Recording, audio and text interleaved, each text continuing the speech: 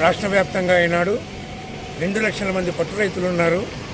దాదాపు 500 మందికి పైగా 10,000 మంది రీలర్లు ఉన్నారు. మరి వీళ్ళందరూ కూడాను రీలర్లకు కేజీ పట్టు దారానికి 130 రూపాయల వంతున గతంలో ప్రకటించి అమలుపరిచినారు.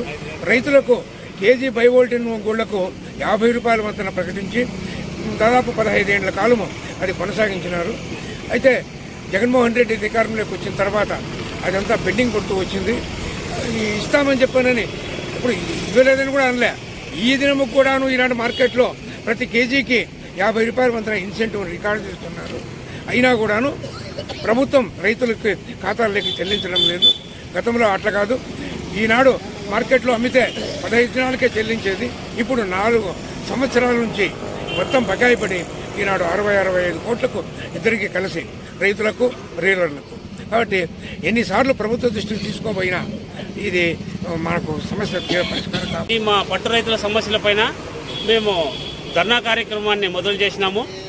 అయినా కానీ మాకు ప్రభుత్వ అధికారులు కానీ ఎవరు కానీ స్పందించకుండా, అధికార పక్షం వారు కానీ ఎవరు స్పందించకుండా మా పైన నిర్లక్ష్య వైఖరి ప్రదర్శిస్తున్నారు. దాదాపు 100 కోట్లు పెండింగ్ పెట్టినారు. ఈ రోజు మేము రోడ్డు పాలయ్యి భిక్షాటన మొదలు పెట్టినాము.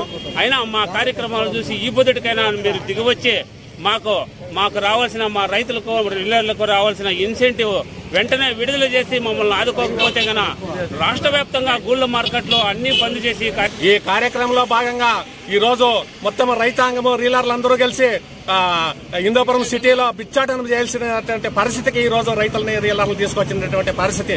ఇప్పటికైనా రైతులని రీలర్లు ఆదుకొని తక్షణమే 67 కోట్లు రిలీజ్ చేయకపోతే ఈ సమ్మెను నిరంతరంగా కొనసాగిస్తామని చెప్తాను.